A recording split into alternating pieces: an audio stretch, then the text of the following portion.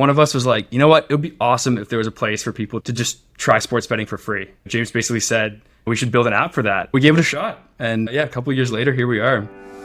Hey, this is Jesse here, and you're about to hear my conversation with Tyler and James from HotTakes, which is the ultimate free-to-play betting simulator. In this one, the guys explain how HotTakes is helping convert sports fans into sports bettors in a safe environment, their recent expansion from Ontario into the US market, why they've seen so much success as affiliates at a time when so many other affiliates are struggling, building and scaling organically as a profitable company, and plans to raise a $3 million Series A this spring to reach the next stage of growth. Tyler and James shed a lot of light on how HotTakes has found success so quickly, and I hope you enjoy hearing them tell the story as much as I did. The Betting Startups podcast is presented by Optimove, the #1 CRM marketing solution for the iGaming market. 4 out of the top 5 US operators personalize player experiences with Optimove. Learn more about Optimove by requesting a demo at optimove.com/bettingstartups. If you like what you see, you'll get your first month free. All right, we are back on the Betting Startups podcast. And today, given that, it's some strange times in the world with respect to Canadian and US relations, I thought there was safety in numbers, which is why I got 2 of my favorite Canadians in the industry to join me here today, one of them wearing his Canada hat. I got Tyler and James from HotTakes. How are you guys doing today? Doing really good, Jesse. Thanks so much for having us. Been excited about this for a while, but it is an absolute pleasure to be here. Yeah, feels good to be here, Jesse. Much appreciated. Yeah, of course, guys. So look, I'll start at the top here, which is a little bit of a disclosure to the extent I need to provide a disclosure on this pod. I've been advising your team for a little over a year now. I don't really do any advising. I get asked a lot, frankly. I've been around this game for a while, and prior to buying a microphone and deciding to launch a podcast, I did spend probably almost 10 years building a lot of products within this space. So I do have a bit of a background there, despite the fact I really don't talk a lot about it. And yeah, we had the opportunity probably almost 2 years ago now to meet and spend a bit of time together, and, took a little time to get to know each other, at which point I said, you know what, I really love what you guys are doing. You guys are amazing founders, and, you are people I could carve out a little bit of time to try and support in some small way. So been really great to get to know you guys and be sort of a small part of the journey thus far, and really excited you finally agreed to join the pod to talk more about it and share the story with other people. So been a long time coming. Let's just start with introductions, though, for people listening that might not be familiar with yourselves. Ty, maybe you can get us started. Tell people a little bit about yourself, your background, and some of the major chapters of your journey prior to co-founding HotTakes. Yeah, for sure. Thanks, Jesse. So I studied at Western University with James. I graduated a little over almost a year ago now. I did a double major in business and software engineering. And we actually had the idea for HotTakes, around halfway through our university journey. I've been really interested in fintech and betting for a long time now, as well as like a pretty big interest in Bitcoin. And yeah, that kind of interest led me into entrepreneurship and software engineering, and developed a passion for building awesome products. Yeah, to kind of echo Ty, I actually met Tyler in grade 9. So we've been friends from way back when, but we were roommates at Western University. I studied business myself, and for some of my background, I kind of did marketing and sales throughout university. Always had a big diehard sports fan when it comes to NFL, NBA, NHL, big stats guy. And I actually worked for a marketing agency that helped OLG launch across Ontario. And then the next year I worked for another marketing agency that helped PointsBet launch across Ontario. So had that like initial industry kind of involvement, and really kind of fell in love with like the gaming world and the sports world in general. And then, yeah, Ty and I kind of took it from there and built what we have today. Awesome. I'll shout out as well your third co-founder who didn't join us today, but shout out to Kevin, who's as important part of the team as the two of you. And talk a little bit more, guys, just about your time together in university, where the origins of HotTakes started. And, Ty, it's crazy to me still, you were working on a double major, yet somehow found time and capacity to think about building a business while doing all of that. How did the idea start? Like, where were you guys at within your academic career that sort of started to shift, I guess, from focusing on your studies purely to actually now fleshing out an idea, starting to build a business around it? And obviously, since you've graduated, it's been all hands on deck scaling HotTakes. Just give us, a sense of like the origins of it all. Yeah, it's funny hearing James say that we actually met when we would have been like 14 when we met. So we've been buddies for a long time. And we, around our second year of university, I remember sitting on the couch with James and some buddies, and this is around when legalization was first happening in Ontario. And we kind of noticed that, a lot of our buddies were getting into sports betting, but there's a good amount of them that would kind of hop on these apps and really need one of us to show them around. And they'd be a little hesitant to put money into these apps. not only because they didn't really trust themselves with having a lot of money in those apps, but also like the UIs have gotten better since then a bit, but also because a lot of the UIs aren't that intuitive and they really weren't sure what they were doing. So I forget which one of us said it, but one of us was like, you know what, it would be awesome if there was a place for people to just try sports betting for free. And, I'm kind of paraphrasing here, but James basically said, that'd be awesome if, we should build an app for that. And James basically said, yeah, too bad, you couldn't build that. And I was like, what? So I took that as a challenge, and he was completely right. I could not build it by myself, but we gave it a shot. And yeah, a couple of years later, here we are. I don't know if James has a different version of the story. No, it sounds very accurate. A lot of starts, a lot of fails. Obviously, we really kind of built it from the ground up and bootstrapped it very heavily. So kind of started off as a bit of a passion project. We really didn't see much of a future with it. We kind of felt let's see what we can do and hopefully make a cool impact and maybe kind of have it as a good resume booster. But yeah, eventually kind of how we kind of got into the full-time role. When we were both graduating university, we kind of started to see HotTakes take some real strides. And, having worked with PointsBet and OLG, we kind of actually got our first affiliate deals and saw the actual revenue potential. When I actually graduated, we weren't really sure about the future of HotTakes. I'd actually accepted a job working in tech sales for a different company. But I kind of had that realization, I'm young, don't have a mortgage to pay, a family to feed. Now it's time to take risks, and basically said, let's give it a shot full time. And Ty and Kevin had one more year in school, and we kind of all gave it a shot in that kind of full-time capacity. And then when they graduated, they also hopped on full time. But yeah, when we started this app, we really did not see it coming to where we are today. So we're really excited about the journey in the future. And it's been a long learning opportunity throughout the entire time. Well, let's talk about what you guys are building now. And again, for the benefit of the audience that is maybe not yet familiar with HotTakes, let's just start with a high concept overview. What is it you guys have built, and just what's the overall value prop? Yeah, for sure. So HotTakes is a free-to-play sports betting simulator. It's basically a place where anyone can come and try sports betting absolutely for free with real money prizes. So you're wagering a virtual currency. When you win, you earn coins that are redeemable for real cash instantly. And, the value prop is really bridging the gap between all the sports fans in the world that would consider giving sports betting a try, especially those that kind of see it as a social activity. And, their friends do it, but they're not ready to throw a couple $100 into a betting account, to come and try it, see if they like it. We're big believers that ignoring the sharks, for a lot of people in the betting space or bettors, sports betting is an expense. It's a monthly expense with a bit of volatility. And what's the goal? It's entertainment, right? So HotTakes gives you a chance to see if that's something that you really enjoy. See if it's something that you want to put your money into, and place to learn, develop confidence, and show your friends that you actually know what you're talking about. So one thing about the app, which is free to play, as you said, Ty, and there's literally no way for people to put money into it. So it's literally a free to play app, of which there's other free to play apps out there. But one thing that is quite unique, I think, about HotTakes is, despite the fact it's free to play, there are still real money awards and prizes that people can win and earn by using the app. So just talk a little bit about the mechanics of how that works, and maybe break down some of the, I don't want to say unit economics, but how does that work for you guys, such that you're inviting people to play for free, yet obviously they can earn a little bit through engaging with the app?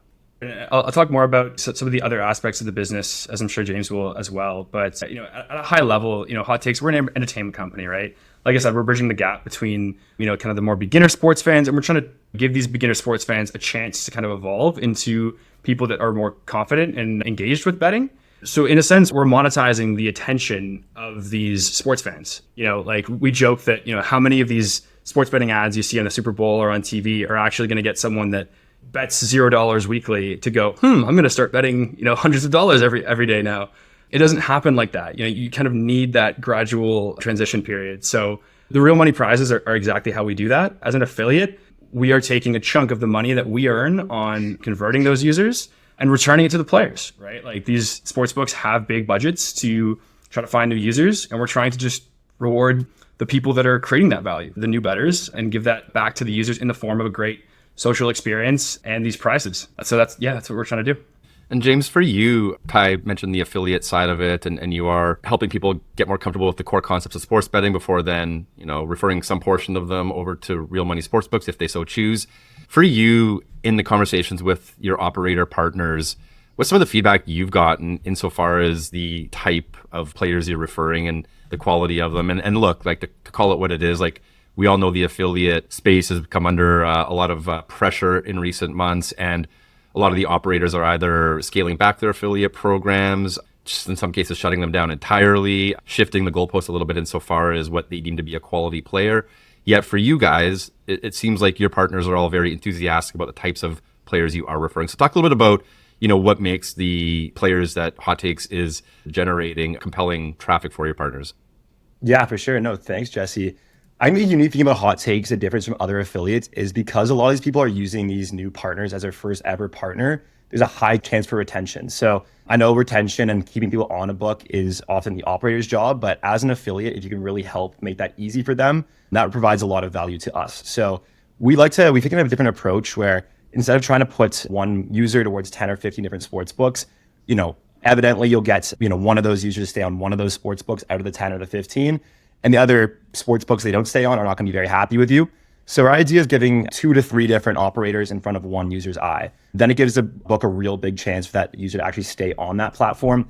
Typically, we also had younger users, but now we're kind of skewing a little bit towards the older users as well. But the idea is if someone stays on a book and gets comfortable with the UI and the UX, there's a very high chance they'll stay on that partner long term. So that's one thing we've really seen is that our retention has been very high on some of these operators. We also like to say, give us a chance over time. We can really prove ourselves. So I think looking back a year ago when we were kind of in university and still had those ties, there was the younger players who maybe weren't the higher value bettors, but obviously it's kind of one of those things where grow with us.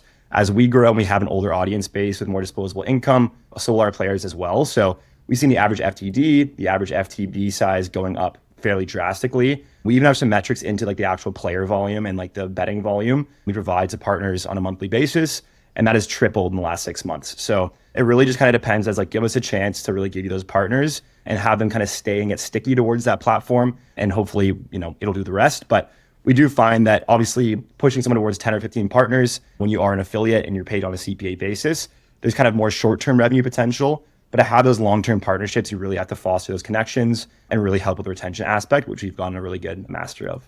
So you guys are no stranger to the pitch competitions at different conferences within the industry. Recently, Kevin, your third co-founder, who I mentioned earlier, was with you, James, in Barcelona at the ICE conference. Kevin pitched HotTakes within the Pitch ICE competition.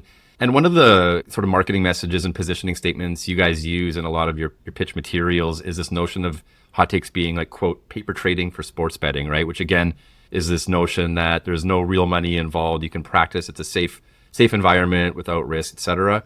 Beyond the metrics from your players that you've seen, which you just spoke to, James, what sort of observations have you made in terms of how this concept of paper trading for sports betting is resonating? How well is it working? What are you hearing from your users and just what kind of realizations are you guys having insofar as HotTakes' ability to solve that problem?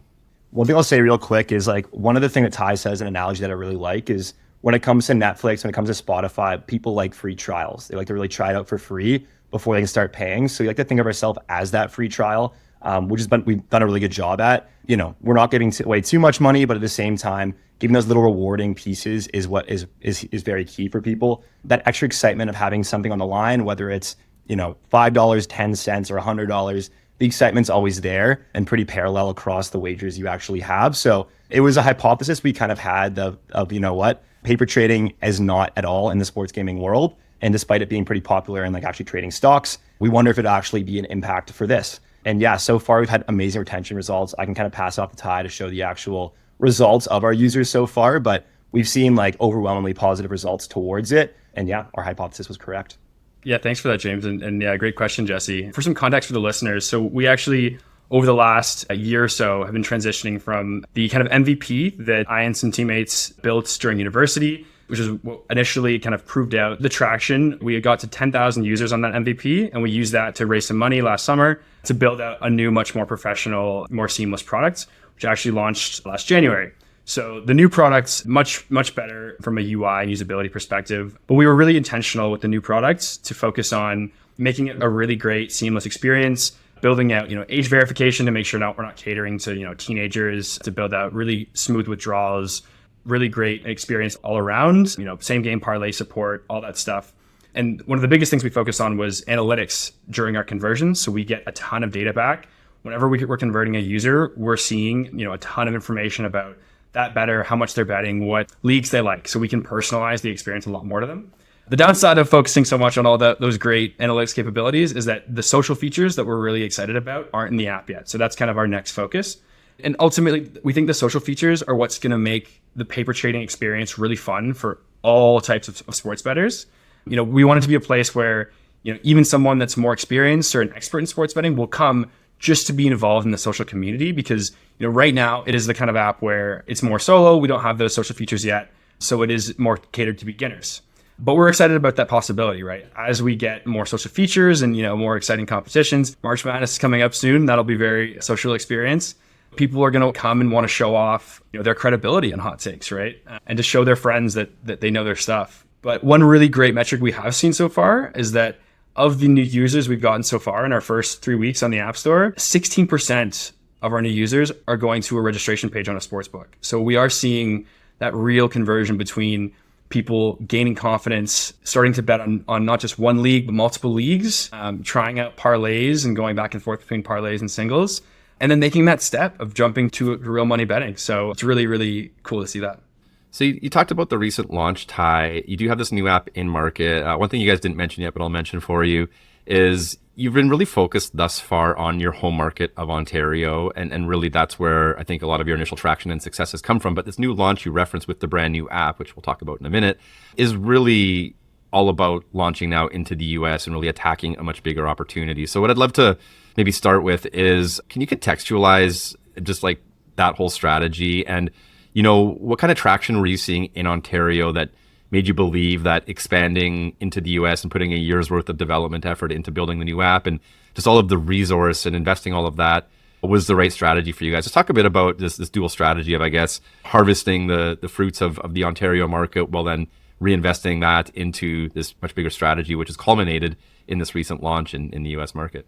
First of all, I'd be remiss if I didn't point out, before we dive into that, one of the genius things James did at an early point as we were kind of transitioning, from the old, MVP app, or even as we were like building a user base on that app, James started realizing that micro-influencers were the key to distribution. And, I think that's a realization that a lot of people in the space have had, but James had it really early and started building out an awesome network of micro-influencers on Ontario. And that's great because, it's helped us kind of position our company not only as an app company, but also as just an entertainment ecosystem. And the micro-influencer network is instrumental to really being top of funnel for that and getting people in the door. So that's been a huge key to our success and just getting traffic to our social media channels, which have like a combined 40,000 followers now, our website, which now has a blog. So all the parts of HotTakes as an ecosystem, that network's been really key in Ontario, and we're looking to replicate it in the States. Is it going to be as easy as it was in our home province? Probably not, but that's why we're so ambitious about the referral program built into the app and partnering with people all across the States, and making it really engaging and social. It's going to be an experiment. We're excited to give it a try and take what we've learned in Ontario and see how it maps to the States. There'll definitely be lots of learning involved. There's also a lot of opportunity. That people joke that the state is 50 mini markets, right? It's not one market. It's a bunch of different ones. So, we've been very deliberate about, in all of our tech infrastructure, making it very region specific and geofence so that we can try and experiment different things across the different regions and see what it looks like. But there's a lot of opportunity in the States. There's a lot of regulated market, the opportunities in regulated markets versus pre-regulated markets where, DFS and sweeps are more dominant are completely different, but equally as exciting. So yeah, I'll pass it to James if you have stuff to add. Yeah, Ontario is our bread and butter. As you mentioned, we have a pretty big network there alone, but this whole micro-influencer strategy was just kind of based off the idea as it is really big in the space right now. And we do think that having eyeballs, as Ty kind of says, monetizing eyeballs is what we're trying to do best right now. So building out a micro and macro influencer strategy has been a big key of mine. Yeah, as of late. And yeah, we have around 300 influencers right now on contract with us to help us both in the US and in Ontario. But it's not going to be as easy in the US as in Ontario, but we do have confidence, especially as we build out our team with more people to help us with more specialization in the US to really help grow that. But we have to think of ourselves as a business with a bunch of different legs, as Ty kind of alluded to. So we have our app, we have our website with blog posts that can help with SEO as well. We have our social media, we have our influencer network. We want to have that overall many different areas we can really help and attract. And we even give our operating partners the option, do you want more app traffic, more website traffic? Are you one that's really interested in the influencer traffic? So we give them some selection in the type of actual traffic they want to see.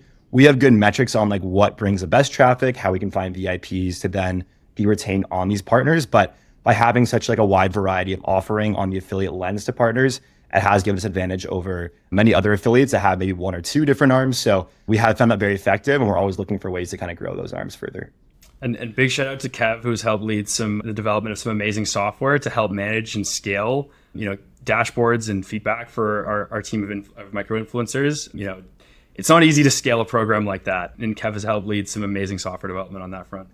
Well, I want to stick with that actually, Ty. That's a good segue. Thank you. Talking about the tech underpinning all of this, right? You specifically, Ty, as the CEO, also are this, effectively the CTO, or up until recently you were. And you've been really giving it your all over the last year to build out this entire new infrastructure. And you mentioned the fact that in Ontario, with the MVP, you hit 10,000 users and sort of maybe hit the ceiling of what that MVP infrastructure could allow for, and saw the need to then basically do a wholesale rebuild to reach the next level of scale. I'm curious to get your perspective on the journey to build that out. And really what I'm curious about is, like, for you looking at all of this, balancing the realities of like resource constraints with potentially massive scale and, the need to support all of that from a technology perspective. How did you approach this project and like thinking about like the trade-offs between like features versus infrastructure, which to your point, you also have a lot of like great back office functionality, both for your partners, both internally. Like, you built a really sophisticated technical infrastructure, but you have to make trade-offs and there's decisions to be made there. Just talk about the journey, putting all that together, and sort of, what your reflections are on it, I guess, as the guy behind it all. Yeah. Thanks for that, Jesse, and those kind words. It's definitely something I speak to younger founders about a lot. At an early age, I think James was alluding to it, at an earlier stage in HotTakes, it really was just something that we were really excited about, and it was kind of a side project. It was never something we really thought was going to be our full-time job, but we were just excited about it. And my best buddy is kind of challenging me to build this or try to build it. I don't know if I would have had the motivation. It really was kind of a, let's see if I can do it kind of thing. And I think I tell young founders, like, that's the best motivation. If you can build it, a little bit in public and have people cheering you on, that's really going to drive you. And, no matter, like, you kind of have to be naive to the point where, you don't really know how difficult it is, and yet still keep moving forward. And I also subconsciously knew that like the learning involved would be kind of invaluable. And that's kind of what pushed me through. But yeah, at a certain point, to your point, Jesse, it's just too much for one person. And you have to swallow that pill of, we need to grow, we need more help. The CEO can't be spending, 90% of their time coding. So we had to grow as a company. I had to grow as a person. And we've gotten extremely lucky with some phenomenal hires. Recently our CTO, Xavier, who's brings a boatload of experience and expertise in areas that I wouldn't be able to produce the phenomenal quality that we've been able to do so far, to give ourselves a pat on the back.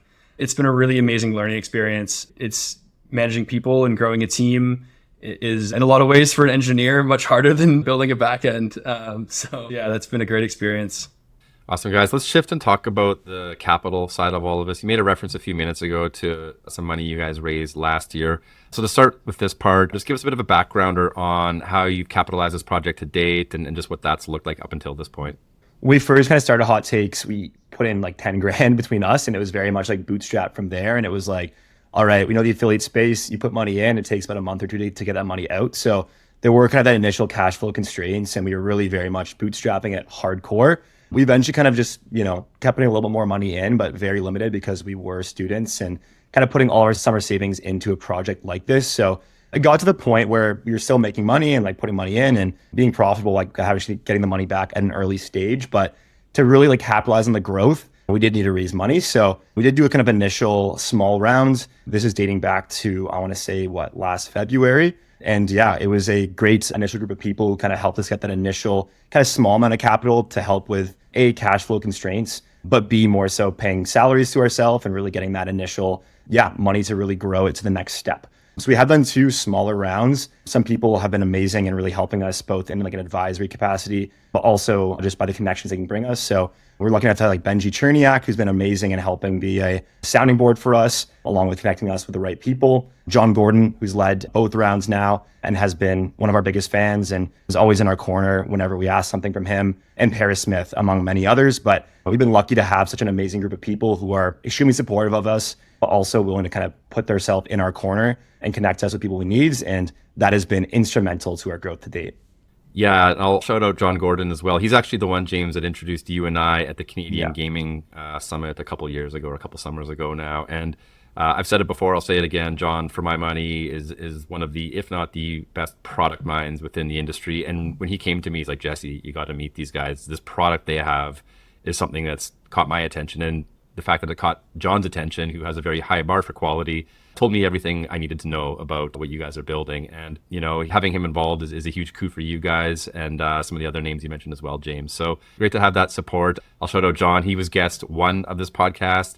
He was also guest number 100, and we got his seat saved for episode 1000 when we get there in 10 years. So anyway, that's the funding backgrounder, but let's talk about going forward. How are you guys looking at and thinking about reaching this next phase of growth, obviously with this launch and ambitions for the US market? That's going to take resources, building out the team. Are you guys content building this organically? Are you looking to raise more money? Just what's the thinking right now as it relates to the capital side of it?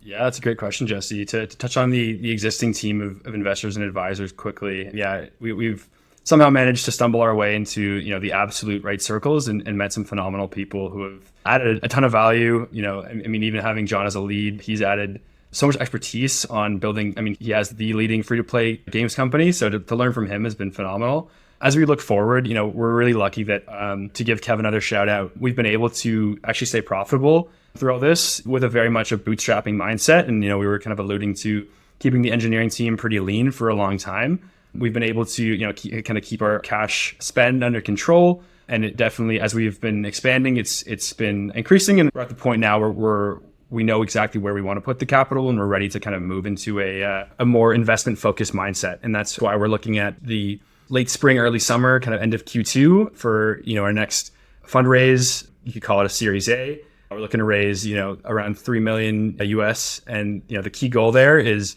hiring some more key roles. You know, we'd love to get some help on data science, user acquisition and marketing, as well as even products. You know, there's some key hires that would be really helpful to kind of take some of the load off of some of the people that are wearing a couple hats right now. And then furthermore, you know, we'd love to just throw a ton of money into user acquisition and brand building and content. I think we're at the point now, especially with being able to stay profitable up to this point, where we're really proud of our offering. It's literally a free money dispenser, and a lot of people really enjoy the ability to practice sports betting with a really smooth UX. And there's a lot of exciting features coming out this year. So we'd love to be able to really aggressively go after the US and Canadian markets and hopefully achieve some really impressive market share. Awesome. Let's zoom out from HotTakes specifically, guys. And look, you're called HotTakes. I'm not going to let you get out of here without giving me some hot takes on a couple things here. So Ty, I want to start with you. You guys are relative newcomers to the industry. I mean, you've been around for a couple of years now. What are your overall perceptions or impressions on what you're seeing out there from a product perspective, Ty? Well, the first thing that comes to mind, and this is going to be a hot take that definitely, you know, lines up pretty well with our own product thesis. But, you know, we were talking a little bit about how the affiliate market as a whole has kind of come under some scrutiny. And I am a believer that, you know, over the short to medium term, we're going to see that scrutiny kind of focused on the affiliates that are targeting the existing bettors. I'm a believer that there's only so many big volume bettors out there. And a lot of them are already splitting their wallet share among a number of books. And those people are going to get even harder and harder to fight for wallet share for. I'm a big believer that, you know, the affiliates that are going to win are the ones that are actually creating new high value bettors. Again, huge reference to our own product there. But I do think that the sports betting industry, especially in the States, is still young. You know, last time I checked, we're still under 10% penetration in terms of the overall number of sports fans that could get into betting. So I think the real value is in, you know, expanding the wallet share of people who are right now on zero or very low. That's my hot take for you. All right, James, what do you got for us? Yeah, one thing that like John told us, again, wise words from John Gordon, but you want to make it as simple as possible. Like you think about the Instagrams of the world. And I remember being on a panel actually back at SBC Summit in Portugal. And one thing that I was asked a question is like, what social media or what kind of app that's not in the gaming space can gaming companies kind of like take like an example from?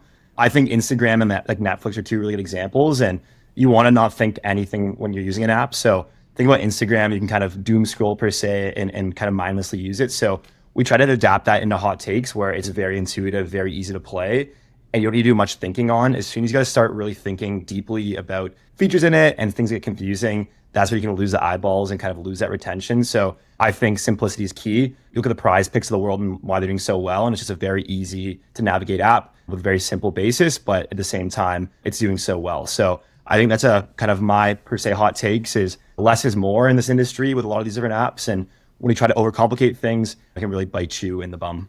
Yeah, James, you just made me think of an amazing example, actually, to illustrate that. So like on the app, we spent like way too much time kind of debating whether the moneyline markets should say moneyline or who will win.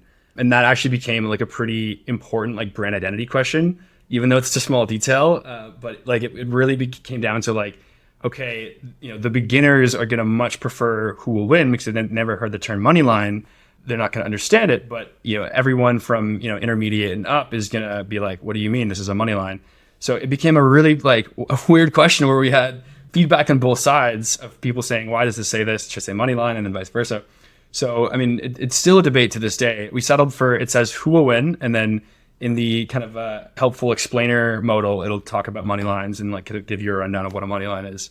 But it's just a cool example of like kind of that trade-off and keeping it simple and the importance of that and just how that even played into our own identity crisis.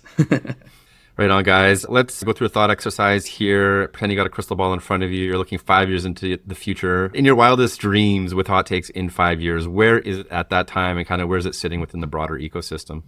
Building on kind of what I was saying earlier, I think we really want to build this as an entertainment company and an entertainment ecosystem. We think that like every time you add form of content or experience or prize to HotTakes, it's so synergistic. Like it multiplies the value. It's not additive.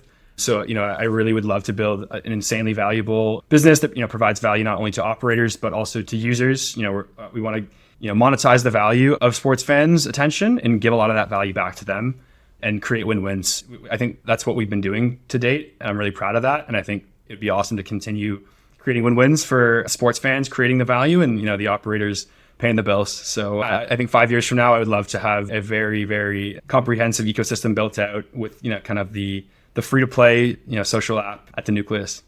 To add in there, another quote from one of our investors, Paris Smith, she said that we're like a chameleon, so we can really adapt to the market and market changes, which I really liked that quote from her.